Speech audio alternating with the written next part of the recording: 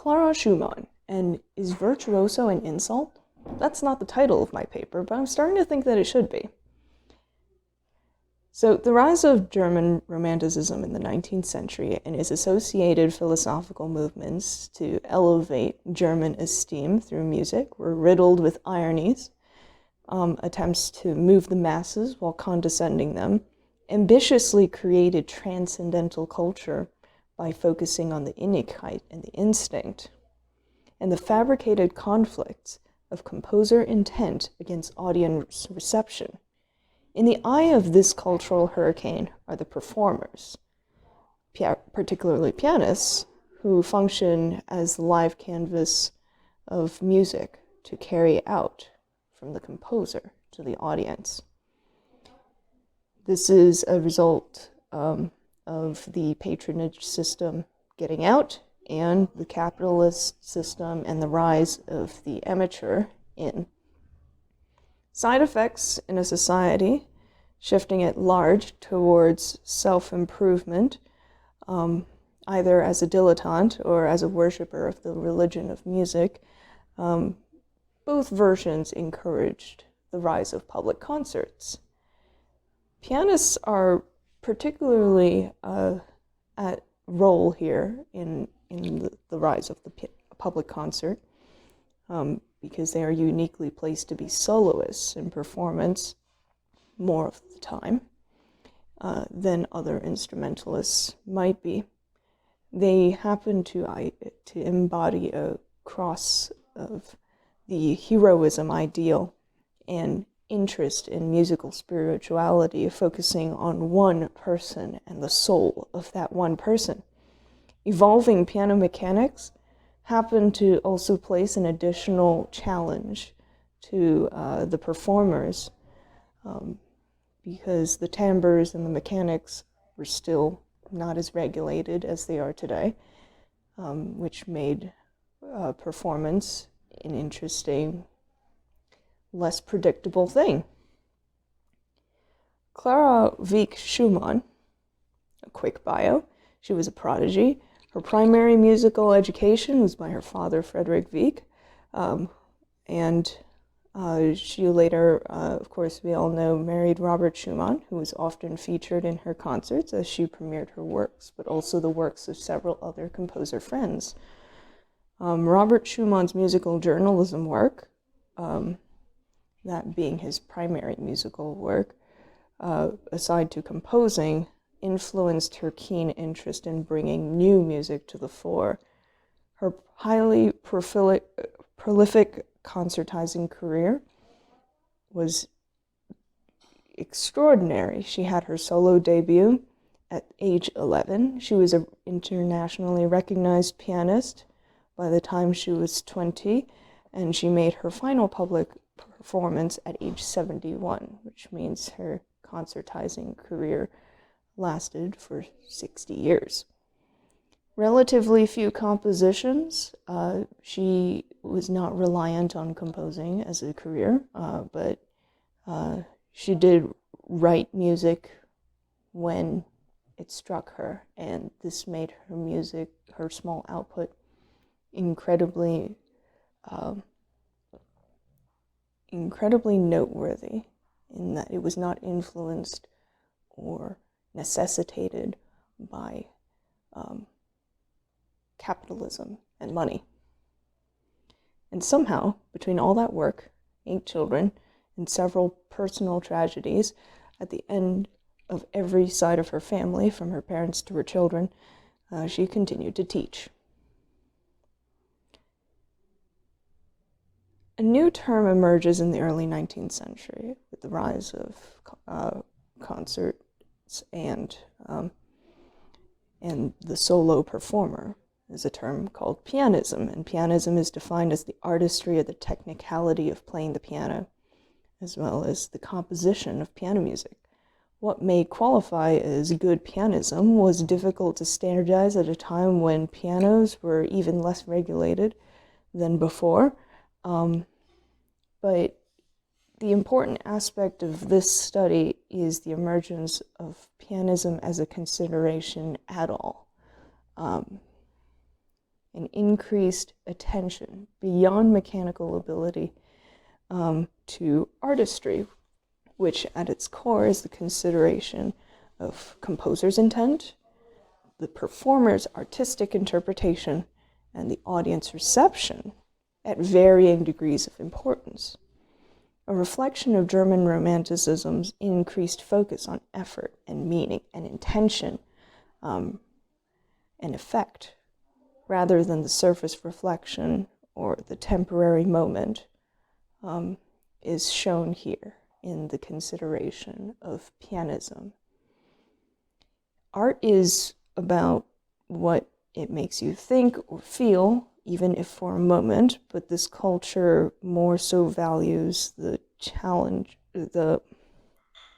what sticks with you in the long run, which poses an interesting challenge for music that can only be experienced as a passage through time, and then it's gone. You listen to music, and then it's gone. The new conflict that emerges from this, the depth of effect, is virtuosity. Virtuosity arises as an arena of contention in the Romantic era, as either being good or bad, or neither. And many essays and discourse arised in the Romantic era to debate this. At the climax of Listomania around 1840, lengthy essays appeared in periodicals and journals around Germany, posing that virtuosity was at odds with social, ethical, and aesthetic values. But several other pieces of scholarship on the matter, de Naguli notes in his article The Battle Against Instrumental Virtuosity in the 19th Century, that the rapid spread of anti-virtuosity rhetoric owes much of its power to the lack of critical reflectiveness or self-consciousness. Critics are not analyzing exactly why they opposed virtuosity, but Gulli finds their prejudice largely geared against dilettantes and the common people's taste in music. It is also fair to say that they opposed virtuosity particularly because it was popular, in contrast to the music that they regarded as serious music.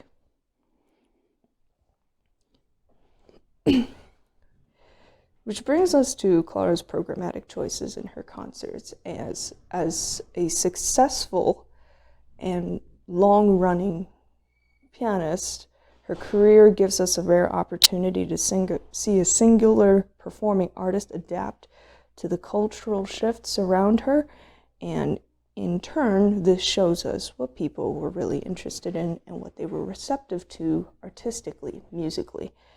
Alexander Stefaniak delves into a close analysis of Clara Schumann's endless programs in displaying her choices of popular virtuosic fare with slightly less palatable repertory in his article Clara Schumann's Interiorities and the Cutting Edge of Popular Pianism. At a time when virtuosity seems to be at odds with deeper musical meaning, what did Clara Schumann do? Naturally, as the priestess, as she was dubbed, she did both. Clara Wieck, as she was formerly, was a prodigy under the guidance and extremely thorough musical education of her father, Frederick Wieck.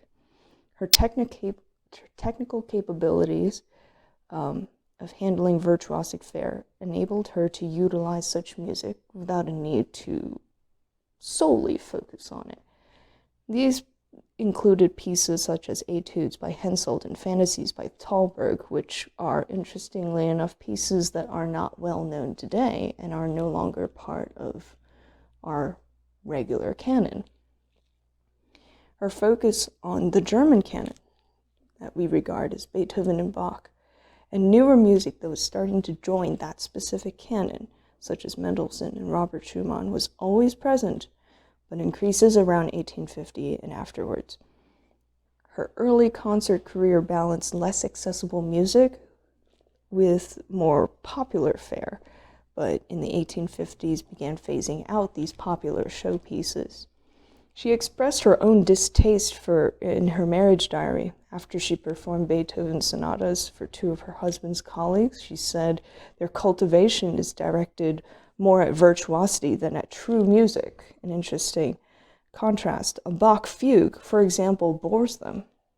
"I pity the musician who lacks a sense of this splendid art." She then described concert pieces of the popular fare as completely repugnant, but she did indeed continue to utilize them in her performances. That repugnant virtuosity was utilized as a means of drawing in an audience to hear that less accessible real music, countering that unchecked anti-virtuosity rhetoric in 19th century music journalism. This was a reflection of her upbringing, being very in tune with the audience and what they were interested in. This brings us to Innigkeit. The inner self is on the shallow surface of passing regard at odds with the concepts of virtuosity, which is largely regarded as an outward display of shallow self and is often regarded as for material sake. Those that opposed virtuosity failed to realize that virtuosity must entail an inner process or it cannot be executed at all. Stefaniak specifically addresses an aspect he calls interiority, that is, not of intimate performing context, but the performance itself. Interiority refers to how certain virtuosic moments are created within the performer and how they resonate with the listener. And how they relate to the rest of the composition. Essentially, the moments of virtuosity that are not simply for virtuosity's sake. Virtuosity does not exist in a vacuum of performance, but it must be in a context, and how it relates to that context contributes to interiority. This has been identified in hindsight as a foundational ideal in Romantic aesthetics. The best performance must therefore be developed within an inner process, where the performer merges their internal subjectivity and experience into the music in order to give the impression that they are performing from the soul of the composer, reconciling the material performance with the belief that music connects us to the metaphysical world and to a spiritual plane. Results? Critics throughout her career have admired the Virtue, or the attention to the composer's intent of her performances, as if this was something that was unique to this time. An anonymous essay published in the Leipzig Signale für die musikale Welt in 1877 described having seen her in performance in the early 1830s, then decades afterwards, describing enthusiastically what a difference, noting that her transformation from Clara Wieck to Clara Schumann signifies a marriage of the old virtuosity and the new in classical aesthetic and its spiritualization, that her performance was much more in touch with the transcendental qualities lauded by the musical philosophers of this time. Frequently premiering the music of Robert, Johannes Brahms, and other friends, she did so in her performances almost to the point of being pushy. But Edward Hanslick, who was the one who dubbed her a true priest of art, noted that she was in fact one of the influences of the standard performance repertory to include Bach, Beethoven, Chopin, Schumann, Brahms, praising that she fulfilled the true mission of the virtuoso. Perhaps like programmatic music versus absolute music, a false dichotomy is drawn between the ideals of virtuosic music and of the real music of the interior soul. But even if there was a dichotomy, Clara Schumann successfully used both to make music matter.